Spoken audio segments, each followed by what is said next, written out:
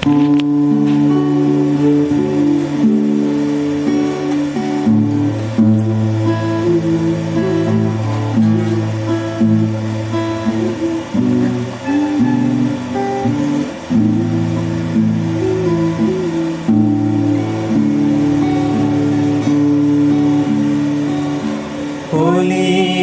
কথা শুনে বকুল হাসে, কই তাহার মতো তুমি আমার কথা শুনে হাসো না তো।